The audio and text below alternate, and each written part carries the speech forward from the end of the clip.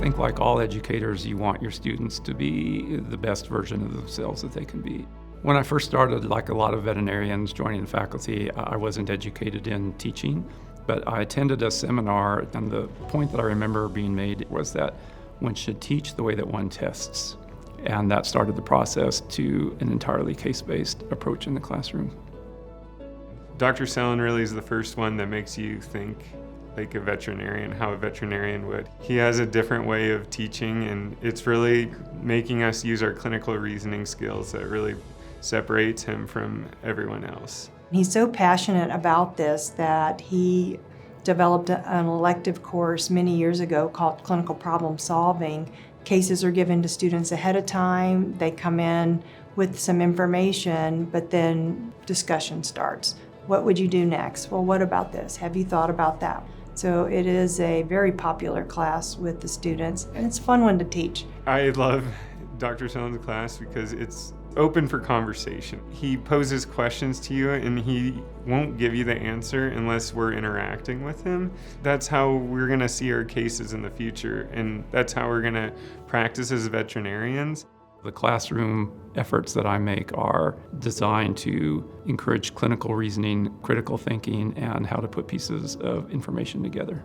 Dr. Sellon uses past case examples to show the importance of a good physical exam and a thorough, detailed history.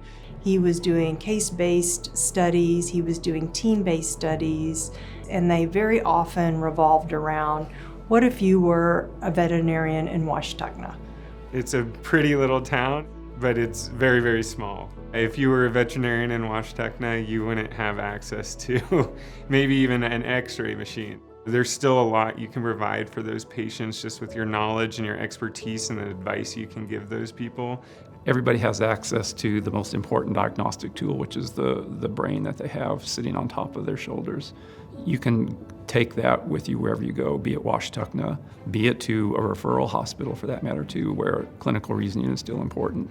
Quality medicine can be practiced wherever you're at if you're using all the tools that you have to the best of your ability. It may not be sophisticated medicine, but it can be quality medicine. He will try to show you all the perspectives. So a faculty or a resident or a student look at the case from one side and he will flip it over and say, well, but you didn't look this side or this other side. I always tell him that he's a very talented brain squeezer because he squeezes our brains to get all the ideas out of us, and that is a good exercise for everybody because that makes you learn.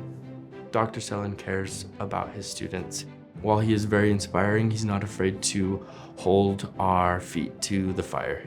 It can be intimidating, but again, he makes a great deal of effort to remind us that we know a lot more than we think we do.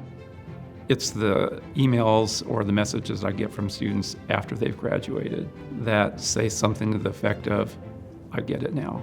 And I find reading those messages very satisfying and very rewarding, and has me think that maybe I am making an impact. It's a team effort to get these kids to graduation and to get them beyond. But at the end of the day, as an educator, I think one of the most fulfilling things that a teacher can ever be told is that you had an impact. You played a role in who and what I am today. And again, as a teacher, I don't know that there's a better compliment that can ever be paid.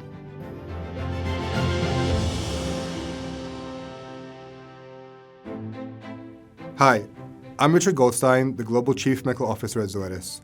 As a previous Norden Teaching Award recipient when I was at Cornell, I understand how special and how humbling it is to receive a recognition like this from your own students. It's an incredible honor for me now to represent Zoetis in awarding the 2024 AAVMC Distinguished Veterinary Teaching Award to my friend, Dr. Rance Sellon from Washington State University. Rance, it was really a pleasure to read the letters your students wrote for your nomination. They mentioned that what they appreciated most about your teaching are not just the facts you relay or the number of differential diagnoses you can list.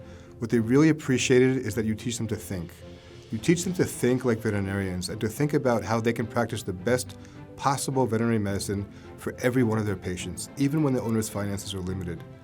Your dedication to teaching is leaving a lasting mark on our profession. Every single student you empower will go on to touch the lives of their pet owners, heal animals, and shape the future of veterinary medicine. So thank you very much, Dr. Sellon, for everything you do, for impacting the students of today and the veterinarians of tomorrow. And again, congratulations, and we all look forward to seeing your future contributions to our field of veterinary medicine.